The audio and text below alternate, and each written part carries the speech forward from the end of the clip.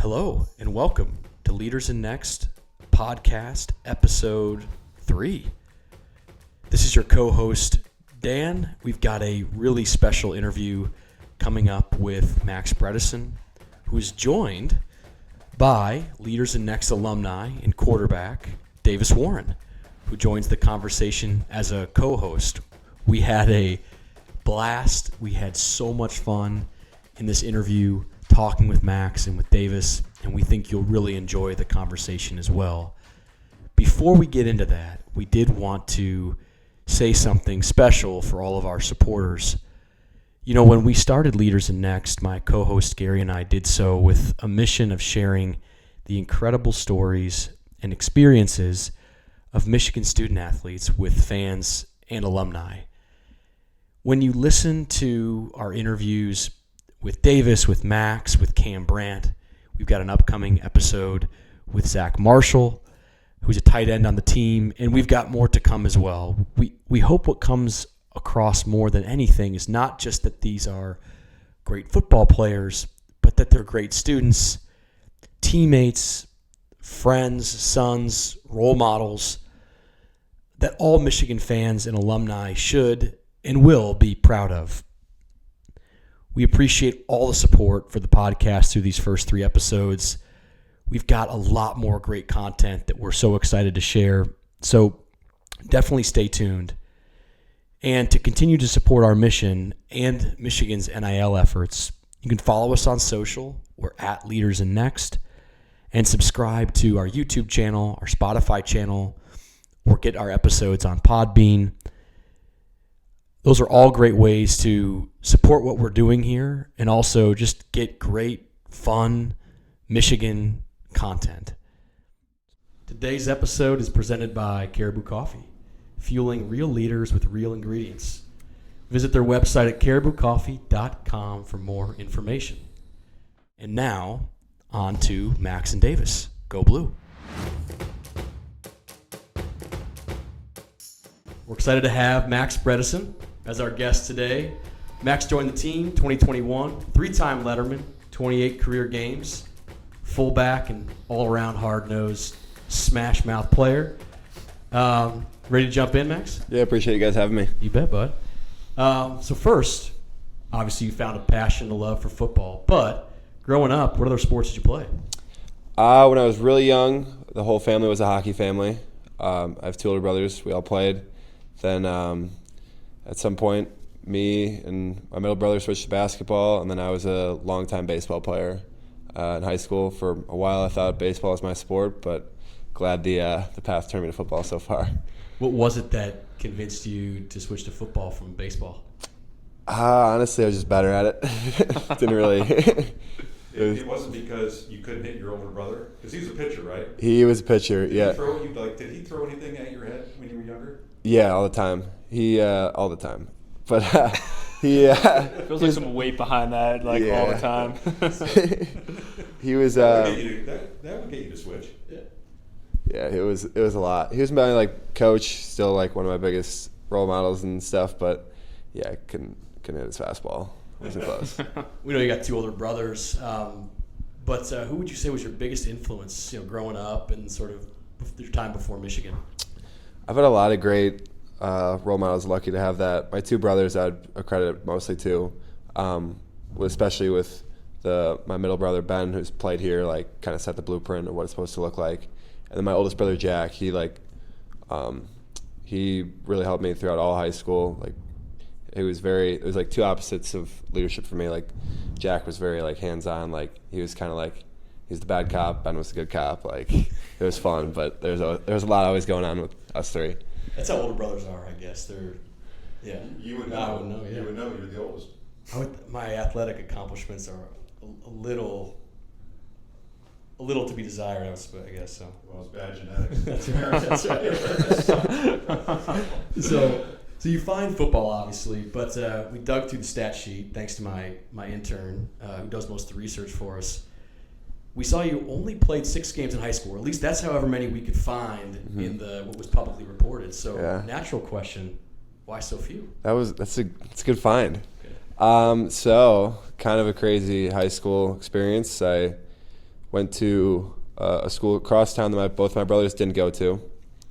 And then kind of followed a coach there, kind of wanted to have my own path.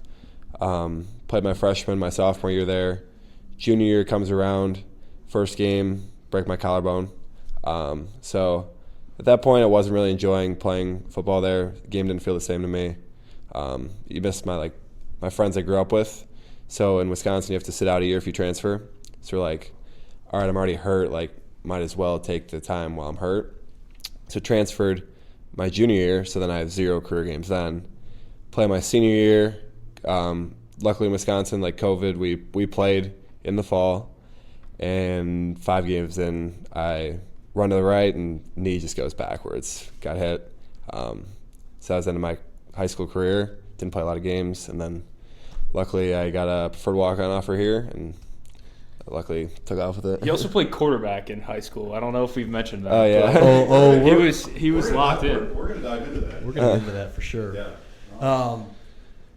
Despite the injury, you still had offers, preferred walk-ons from both Michigan and Ole Miss, and I'm sure among others, but those two stood out. Between those two, why Michigan? Michigan family. The 2 brothers going there. I've been coming to Ann Arbor since I was 12. Dave will tell you, nobody loves this place more than me.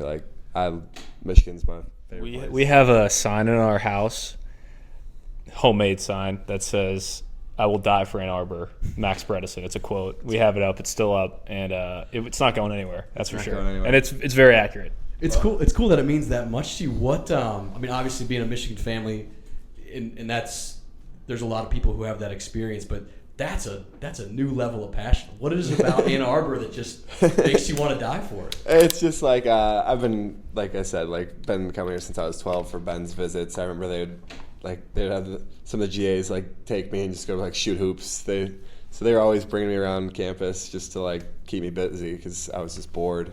But it's mostly just from those two. I was out here every weekend because parents would come out and watch Jack's baseball games, or in the fall we're watching Ben's games. So I was just kind of grew up here. And we kind of learned a little bit about a full story with Steve Kasula coming back. So we were talking to Davis. I think it was Steve that recruited both Davis, yourself, I think Peyton O'Leary and Joe Taylor, right? All the whole crew. Year. He brought us. What's it like having Steve back? It's awesome. He's awesome. It's college football year. You're always on your toes for a new coach, and it's nice to have a face that you already knew. So he brought us all here, and glad to have him back. It's better than ever. It's awesome. It's awesome.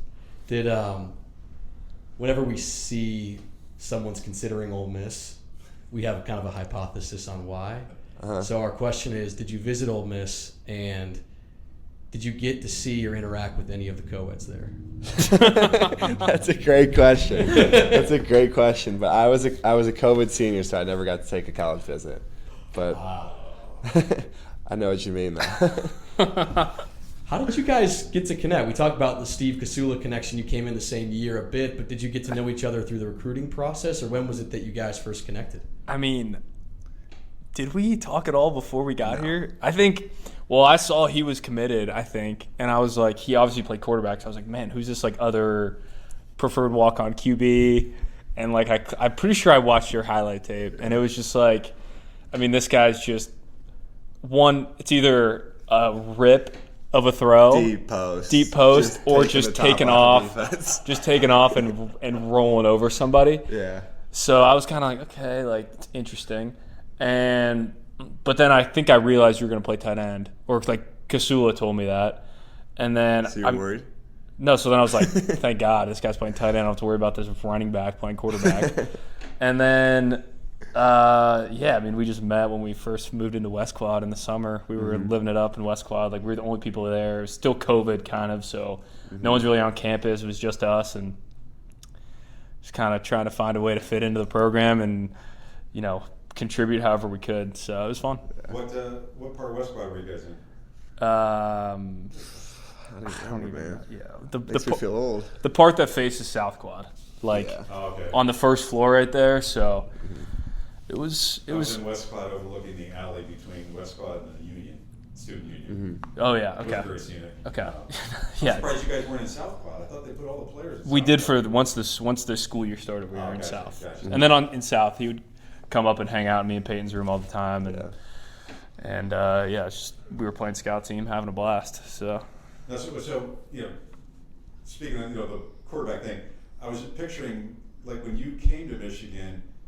Did you think you were going to get a shot at QB? And like the first day for practice, you went to the QB room and someone said, "No, man, you're down the ball." Or how did this conversation take place? About 2 weeks before I got here, they're like, "Hey, you're playing tight end." I was like, "All right, there's my dream. That's all right, fine." But did you mention that? Hey, to them proactively say I might do a position switch, or did they just come to you and say you're tight end? there's like your tight end, and I was preparing to play quarterback all the way up. really, Yeah, until I didn't know that that. 2 weeks, I was still throwing. After my knee, I was still throwing. But then, like, playing quarterback, and they told me, like, oh, JJ had a good spring and all that, and I was like, yeah, he's pretty good at football, so I think we'll let him take this one. Yeah, he turned out okay. Yeah. So Davis, as a QB though, how would you you guys have thrown the ball around a little bit. Give us a little critique of his throwing motion. yeah, I think Max, a lot of power in the motion. I mean, he was a all-state center fielder too. So wasn't. he was the 7th ranked center fielder in the state of Wisconsin. I struck out a lot. But there's a lot of power in the hips, a lot of torque, and he could rip it. I mean, there's videos of him, the ball's coming off hot. So I would say, I mean, comparison arm kind of throwing motion wise is Justin Fields. Very similar motion, Nice. kind of the way he brings it back. And there's a lot of juice. We play catch a fair amount. We'll go out in the street and play catch sometimes. Davis, So- of all the people you could choose, you could Yeah, I choose know someone- Justin Fields isn't a great one, but it is like it is. I know Justin Fields isn't a great one, but like it is the comparisons there. Like the way he takes the ball back, it looks the exact same. So, and I mean, yeah, Okay. I mean it's Justin Fields, 100%. All right. So basically they said, okay, you're going to be a tight end. You subsequently added fullback. Uh-huh. How'd that come about?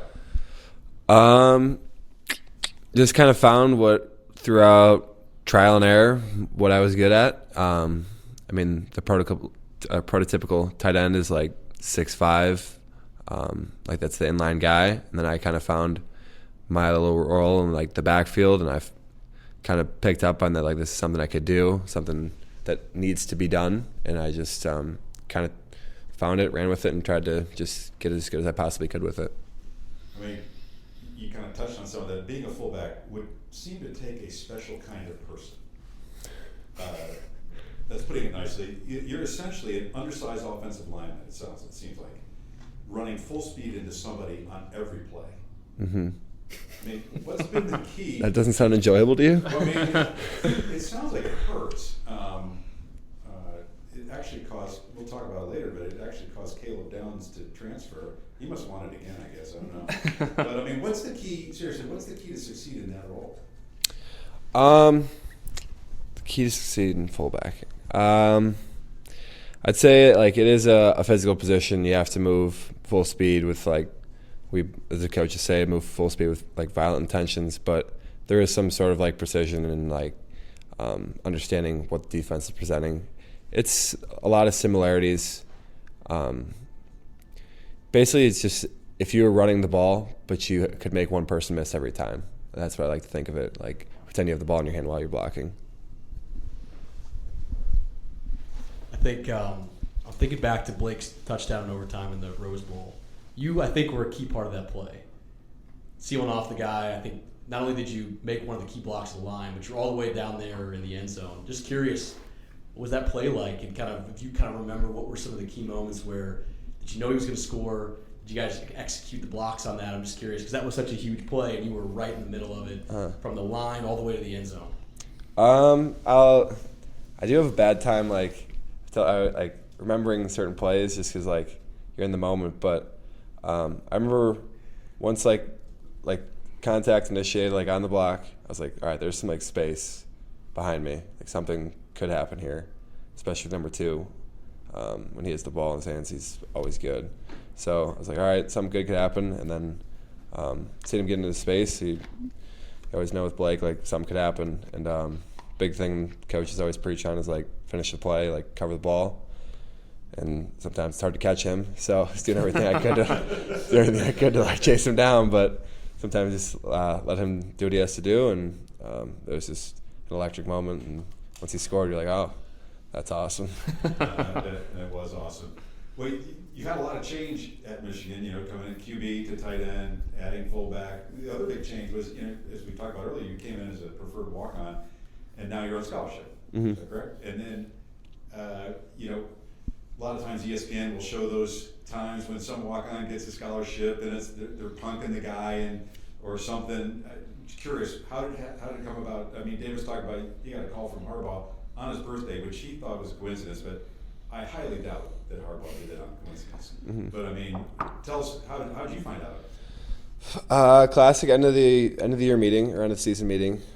Like you schedule, just about everyone talks to head coach. I remember sitting down, and he's got this couch.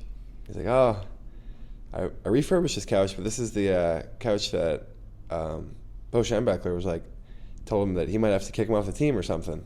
And I was joking around. I was like, "You're thinking, where's this going?" I was joking around, like, "Oh, am I gonna get kicked off the team?" He's like, "No. We're gonna make sure you stay. You're actually on scholarship." And that's how it went down. That's awesome. Well, it achieved the objective. I forgot about that. Yeah.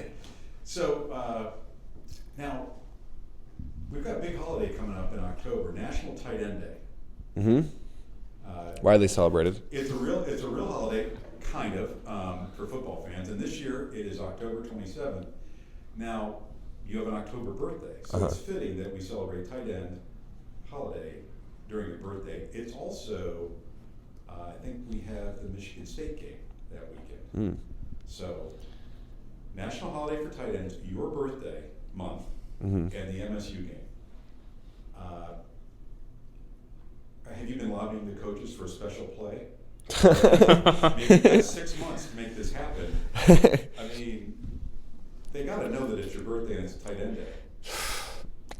I just do what they tell me to do. I mean, can we get a fullbacks day going? Like, I feel like that doesn't happen. In the NFL, like between Juice and like a couple other guys, I feel like a fullbacks day like could be in the works. I feel like it's only right that we don't have a day that's like just selfless. I mean, that's a good point. Yeah. Just constant. But there's a lot of new coaches. I mean, have they all seen your arm? Do they know you could put one down the middle of the field? Like that could be. Could you imagine a fullback pass? It's always joked about, but I don't know if I still got it like that. I mean, it's especially when you get the tape on and stuff. Those days are all long over, being able to throw the ball like that. I wish. Well, we've had other running backs throw the ball. I mean, Donovan has a pretty good arm, but I gotta believe I can't throw like him. Okay. Yeah, Donovan does have a good arm. Yeah. Now so we're not going to throw it. So we're going to have you block. People hear the term Michigan block. Describe that for people. Is it a technique, or is it just an attitude, or both? I'd say it's an attitude, and it's like the last. Our tight end coach now, Coach Casula, talks about like the last 1% of the play. Like Michigan block isn't like. I mean, a lot of blocks are the same, but I think what separates us is that the last split second of the play, like we're still going, and sometimes that last split second is what gets you the extra couple yards or gets you that extra first down that you need. I think that's what really a Michigan block looks like. We're going to sort of time machine take you back to 2022, the Hawaii game. Now, you're a different number. You're wearing 82, which is more of a fast guy number. Yeah, 82 is like a whole different person. It was like your alter ego, right? So, clinging to a 35-point lead in the third quarter. Davis hits you on a beautiful crossing route around the 30-yard line. Do you know the play we're talking about? Yep. Should you have scored? 100%. To this day, yeah. Yeah, everyone always says, the play comes on every so often just because, like, we're watching, like, reruns or technique clips, and it's like, everybody, they pause the clip, and everyone just looks at me and, like. Is it still on the teach tape? It was recently, and everyone, you just hear people go, oh. I'm like, yeah, I know. But in all seriousness, I guess we like to kid about it, but I remember sitting there and having a completely different reaction, which was that you were relatively new to the team and you hadn't even broken out, but through that season, you played a lot. Mm-hmm. You played in 2021. The reaction I had was, what a throw and like what a catch and run. And like if this is who's going to play 2 years from now, I feel pretty good about the team. So my impression was totally different, which is like, man, we are deep and these guys are we still scored on that drive, right? Probably. for sure. It was third quarter. Then we flipped field position because of the start of the fourth. And I think Stokes or Gash scored it. Somebody scored. So, I don't know. That's true. Points on the board. I still don't have a touchdown. You still don't have a touchdown. I do not. So, yeah, I mean, it'll sting a little bit, but it's okay. We're going to say when. It's okay. This is an injustice that needs to be fixed this year. We've had plenty in practice, though. Yeah. We've connected on a couple in practice. And I've seen some, and actually that's a good segue, Davis, because I assume you had scored. Practice footage, what limited that does come out, showed you doing a touchdown dance. You saw that? I did see it. I think the whole world saw it. It looked like the gritty. Take us through that. And is that going to be your go-to when you score your first touchdown? No, they'd give me 15 for that one right away. That's a practice exclusive. There's a lot of practice exclusive celebrations that go down in the Michigan football program, and that's going to stay in-house. I'm a known practice celebrator. Like, that's my... Do you have other routines? Like, what's your top touchdown celebration in practice? What's the move? In practice? Yeah. You kind of got to, like, play into the situation where you're at. Sometimes, like, I remember one time we caught it and just, like, ran out the door. It's like, you're running that way. It's like... It's just funny in the moment. Yeah, it gets. We do a good job in practice of having fun with it. Yeah. And I think it happens in the spring game too. Like the celebrations are good, but it's good for the energy. Yeah, it's good for the. I mean, he celebrates blocks too, so there's like a mix of. It doesn't always have to be a touchdown. Like there's some good, subtle, blocking a guy and put him in the ground celebrations that go down too. So. But that feels very emblematic of like this like the Michigan team. Well, probably forever, but at least since you guys have been here, which is. You do the little things right. You celebrate doing the little things, following the block, sticking with it. The definition of what a Michigan block is, and so those things should be celebrated. You know, is that how you guys feel? Yeah, it's fun, especially in practice. It's fun. It's fun. They make sure to film it a little bit longer just so like we can watch it the next day. Yeah, so they keep it light, and I think Coach Moore does a good job of letting us have fun and enjoying ourselves. And I mean, even Coach Harbaugh, same thing. Like football's fun, and we have fun playing football. We all love football, so it makes it exciting.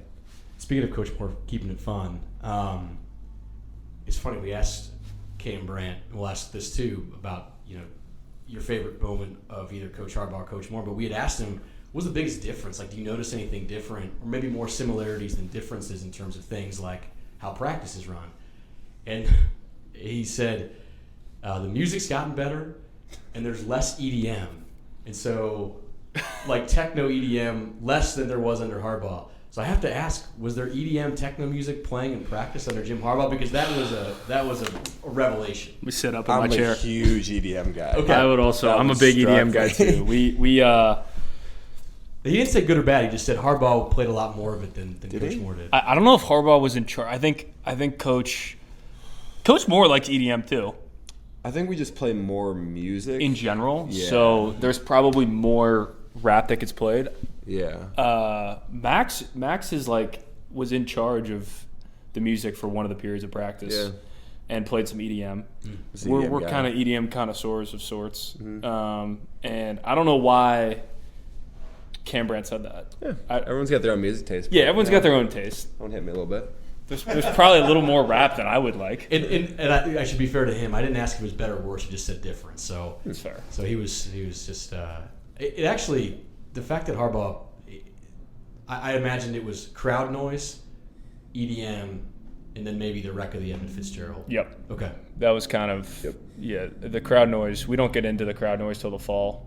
Like that's when they'll pump the crowd noise in with the music, and that's whatever fun. The team's like fight song or whatever is. But it's nice to have a little more. I don't feel like I need the music as much as maybe Max or Cam does fighting in the trenches, but it definitely kind of brings the vibe up a little bit more and keeps it loose. How about your favorite moment from last season? you said earlier, so I know these plays kind of run together. I don't know if it was a particular play or, the obvious answer might be just, winning the whole national championship. But was there a moment in the season that you said, man, this is great? I think, and it was the same with the 2022 season, was Penn State. Interesting. Because that's a big time matchup, great team. Going to Happy Valley, which unbelievable place to play a football game. It's awesome. Now, I'm just curious, for those that haven't been there, what makes it awesome? I mean, we know they do a lot of whiteouts, it's pretty loud, but from a player's perspective, what makes it awesome to play there? I'm really about to go all in on Happy Valley. It's like when you drive up to it, there's hills, great scenery. You feel like you're about to go to this is everything about it says big game, and then the stadium just jumps out at you when you go up the hill, and it's the way it's built. It feels like you shouldn't be there. I don't know how to explain it, but it's awesome. Then the fans are 100% bought in there.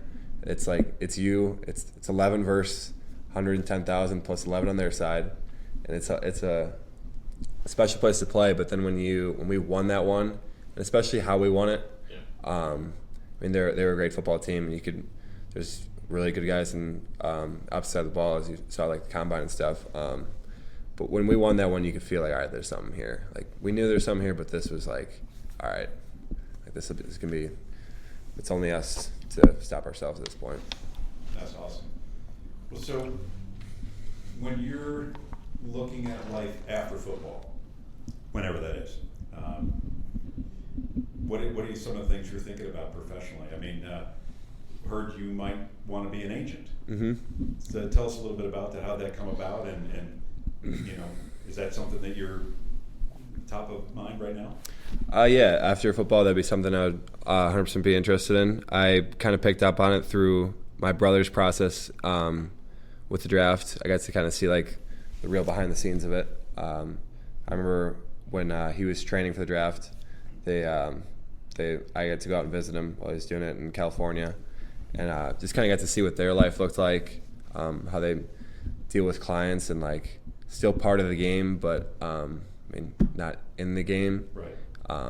Which is it seems like the perfect balance of what I would enjoy, and it just caught my eye. I mean, I think I was a junior in high school. I was like, this is something I really want to do. I was still young, eyes wide open, but ever since it's kind of been something that's stuck out to me. Okay. How many different playbooks do you have? It's pretty thick. You got tight end. You probably have to learn all the offensive line for the most part. I would consider myself well versed. Max is probably other than he might you might not know all the quarterback reads. Yeah, I don't know. But he knows the run game blocking better than I do, that's for sure. And any of the quarterbacks who would probably know the whole offense. So he's up there with in terms of top tier offensive knowledge. He's definitely near the top. Appreciate that. And he's a true student of the game. That must be. I mean, you've got to know a lot of things. Yeah, we have a chalkboard in the house where we draw up plays. And we understand, Davis, that you are, this little subterfuge here, we're telling people that Max isn't studying the quarterback reads, but we're all confident that because of your quarterback background that we're going to see a play this year where you're going to throw a fullback pass option. I think we'd be better suited. We'd be better suited just putting him at quarterback, just line it up, empty, and let him operate the system. Maybe run the option. Yeah, we can do that. But okay, so before we get to the 2-minute off, we have a series of quick hitting questions for you. But we're going to take time out. Thank our main sponsor, Caribou Coffee. Caribou has provided high-quality coffee and craveable food options for over 30 years in more than 800 locations worldwide. If you haven't tried Caribou, you are definitely missing out. Now, so we've got some questions here. If you weren't a football player, I can kind of guess this, but maybe you might surprise us. What sport would you be playing? Golf. This is out of left field. Is that because of Davis? No, purely just great life. Pro golfers? Are you saying sport-wise? Yeah. I play baseball. Baseball. Yeah. But golf, because I'm shocked you said that. I mean, just the lifestyle. Yeah, I was going to say that's a good call. Yeah. I mean, they get to Liver PGA. Yeah. Yeah, I was going to say, if you're a golfer, we asked Davis this, are you going on the live, the PGA? So I'm not like a golf guy like Okay. Dave. So Okay. I'm saying live. I don't know anything about live or PGA. I just know that live offers a lot of money. A lot of and money. Seems Okay. like there's some. Money. I mean, yeah, it's there. like family defining like money. So Yeah. It would make you, that decision-making process is the same thing that all the live golfers went through, so you're in good company. So, other than you, who should the fans be on the lookout in terms of someone breaking out next season?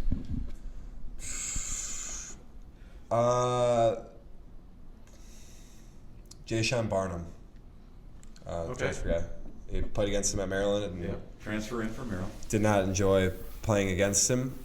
He's very good, and it's awesome to have him on our side. And we both get better every day, practice against each other, and he's he'll be. Yeah. He's a stud. He's getting a lot of the talking, the quote unquote experts that write articles. He's been mentioned as a guy. What is the one thing you wish your roommate would stop doing? And for those of you following along at home, Davis and Max are roommates. But not the only roommates. Not the only roommates, so you could throw Somebody else. Peyton O'Leary, Joe Taylor. What do they do that totally annoys you? I know what you want to say. This is a family show, so Yeah.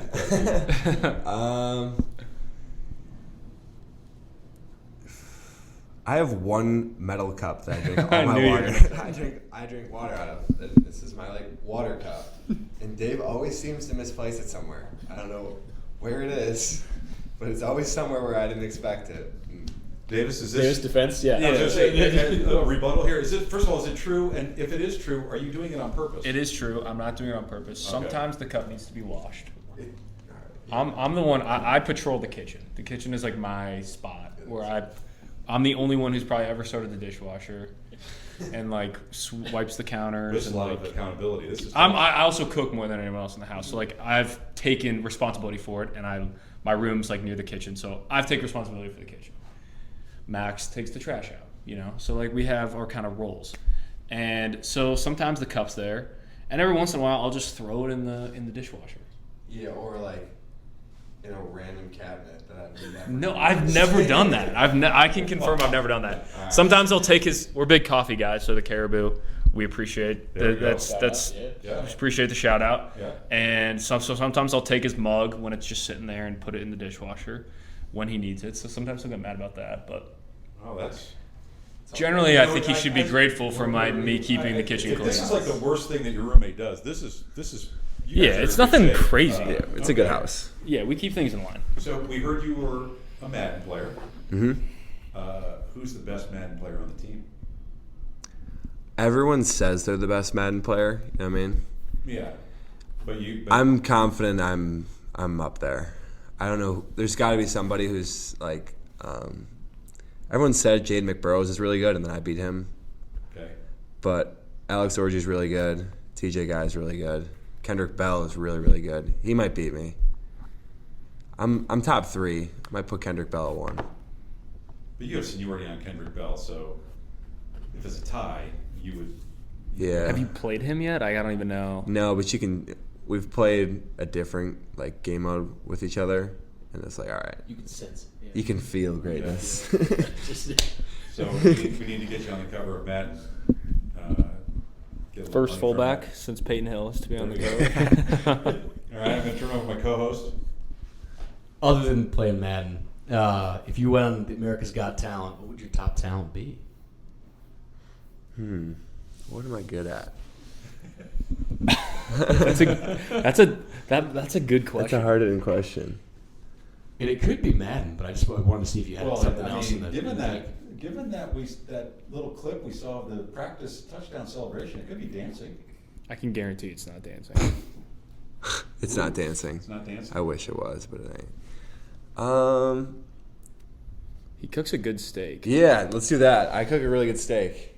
I'm literally just gonna cook one steak on the grill, Okay. and then yeah, that would be my Have him try it. yeah. I'm not like a Michelin star chef, but I'm happy with my cooking capabilities. I'm So gonna shout out right across the street, Ruth's Chris. We should try to get a Bruce Chris is a solid choice. guest cook. That would be. Put Max in the kitchen. I don't know. Now you're putting me out of my. Yeah. Between them and chop only house, I don't one know way if to we're find beating- out. I don't know There's if we're beating levels. that. Yeah. But it is a good steak. I can Appreciate attest. that. I can attest. Nice. Favorite movie? Dazed and Confused. That's a good one. I thought it was going to be Mad Max. I haven't seen that. It's my go-to. Have you seen Mad Max?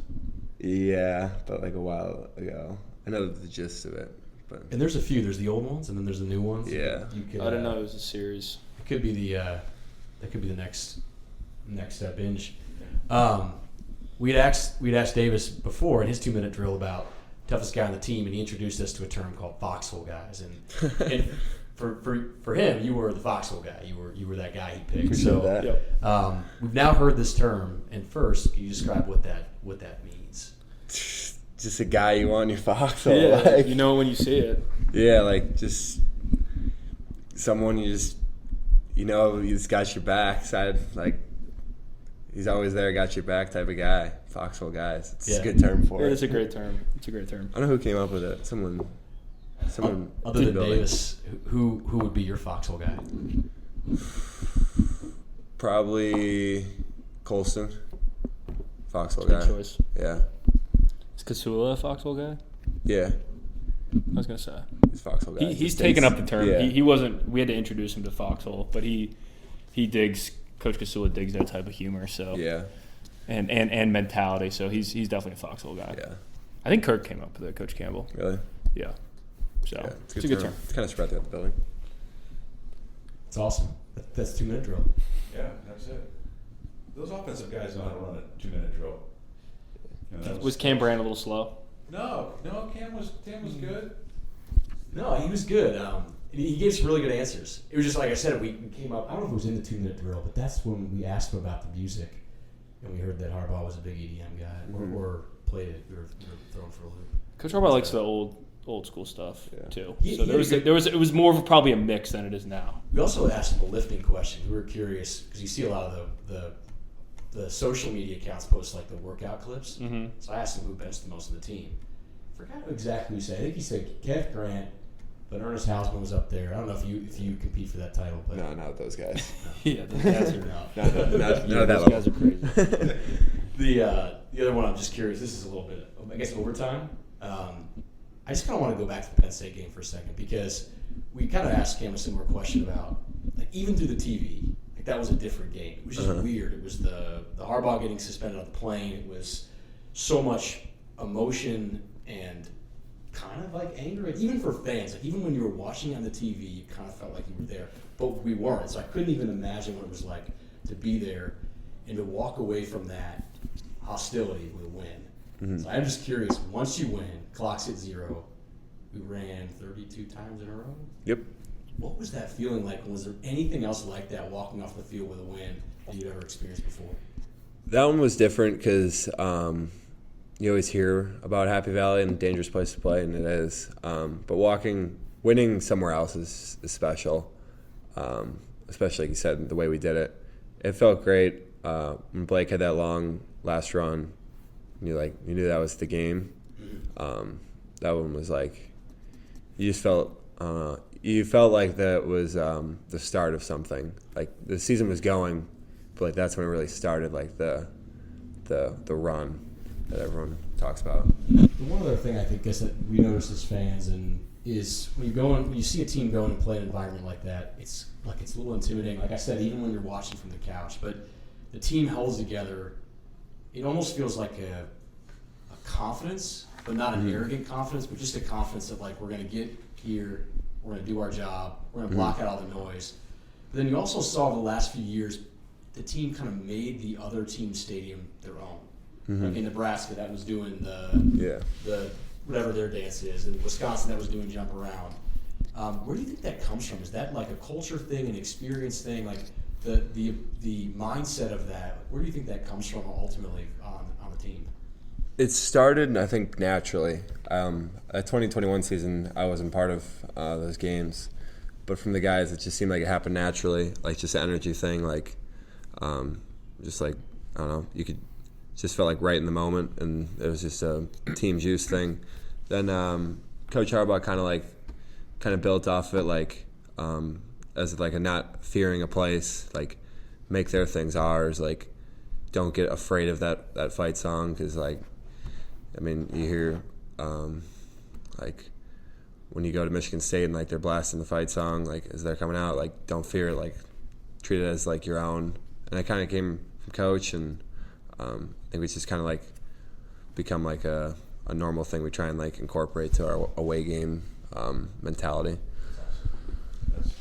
Well, look, we greatly appreciate your time today, Max. I mean, it's been fun hearing your background, and you know, gosh, now you're the third person this season that we've spoke to, and all three have transferred high schools and are getting, you know, got into Michigan, making it work and making a contribution, and it's exciting to hear those stories. And for those of you listening, I mean, I know I enjoy doing this when you're watching a Michigan game and 44 is in the game, watch 44 because he's typically, you know, a lot of times he's in motion, and he just watch him because he's going to hit somebody. There will be activity on that play. You may, I don't know, the ball may go a different direction and maybe a pass, but for a moment, just watch 44 because it's fun watching the Michigan block and smash football because he